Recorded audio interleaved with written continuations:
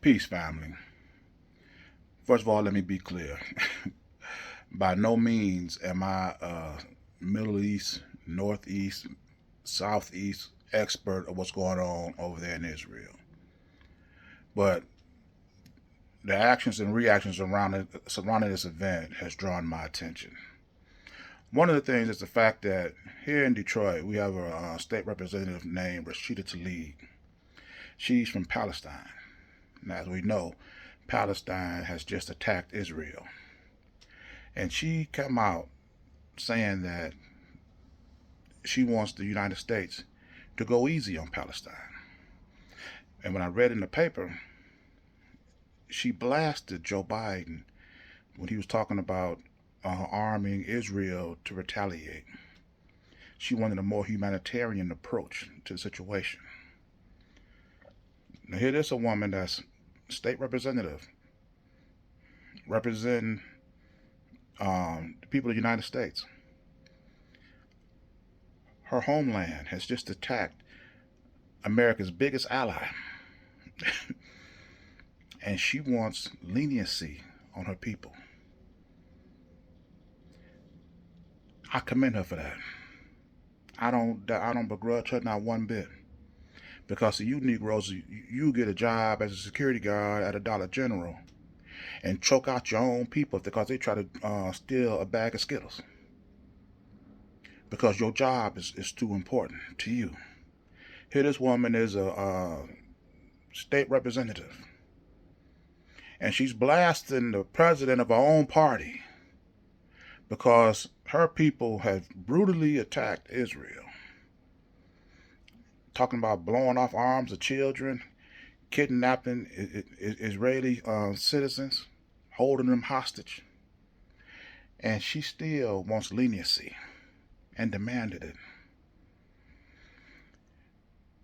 Joe Biden called this incident comparison to not only 9/11, but when you do a size analysis of the size of the United States and the size of Israel, he said it was like 15 9/11s.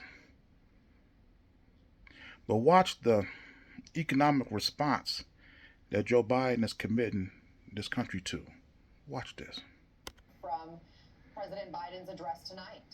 And Jose, this is actually only the second Oval Office address that President Biden will have delivered in his time in office here. And I'm told by officials at the White House that the president is expected to make an appeal directly to the American people on the need, the significance of continuing to support both Ukraine and Israel facing the war, first in Ukraine from Russia's invasion and then in Israel following the deadly assaults by Hamas only a matter of weeks ago. The president is also going to be pushing on Congress, and I think we'll hear the formal ask happening tomorrow, asking Congress for an additional $100 billion, we were told by multiple officials, in what he describes as an unprecedented aid package that would help provide more military and humanitarian assistance to Ukraine, to Israel, but not just those two countries, also in the Indo-Pacific, to Taiwan, facing real threats from China right now, and separately to help fund needs for border security here in the United States, an effort to try to tie these things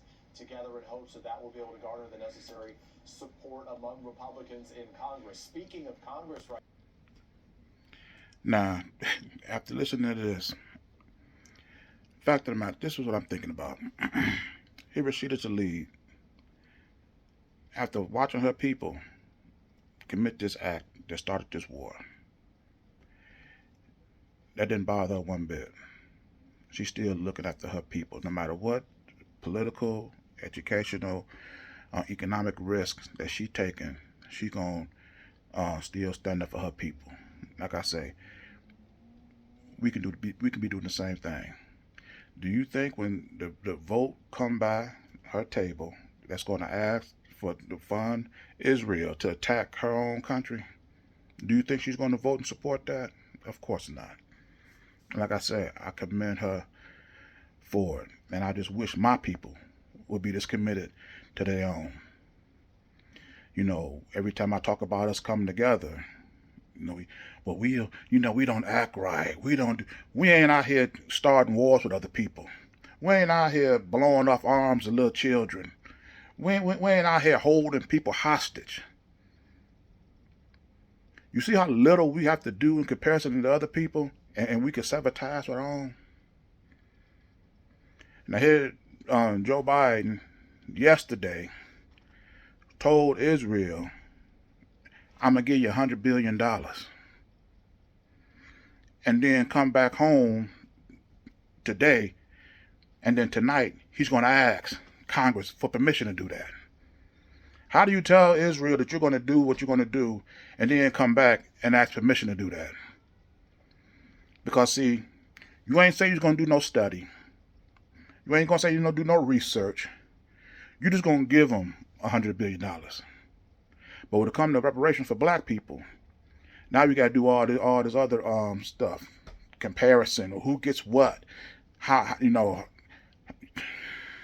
it's ridiculous. And when I see this, I say to myself, Jonathan, how many people in this country that's struggling paycheck to paycheck? How many teachers in this country is struggling with low wages?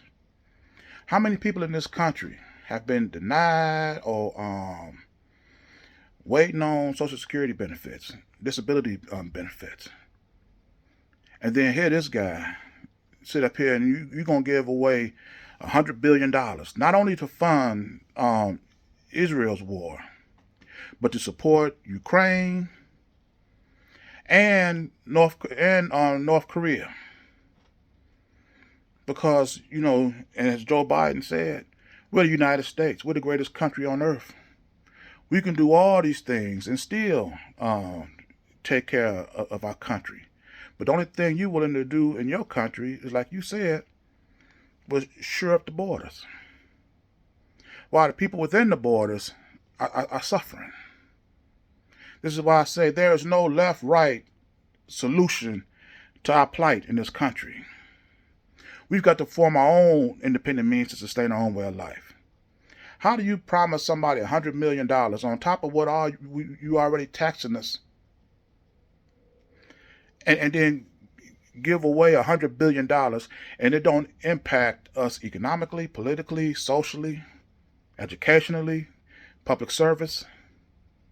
You got $100 billion to spare, and it's not going to mess up nothing in your own country? People, black people, if we don't stop being blinded by America, and what I mean by that is all you see is America. All our solutions have to be within the confines of what you believe America was meant to be. We better start looking outside of America. And what would our life have been had we not been enslaved? Had we not allowed these people to build businesses, industries, and institutions to govern over our way of life? What reality would we be living in today? Would we call it America? If we just went back to what this country was before these people came over here, imagine where we would be today. This would not be America. These people don't have a clue as to what they're doing. And they didn't have 500 years to get it done. And we can't take not only another 500, we can't take another 5 days. We've got to be about building our own way of life right now today, because ain't nowhere in the world this is going to keep on going on like it is. I'm going to end this video here. So do with it what you want, but you can't say that you was not warned.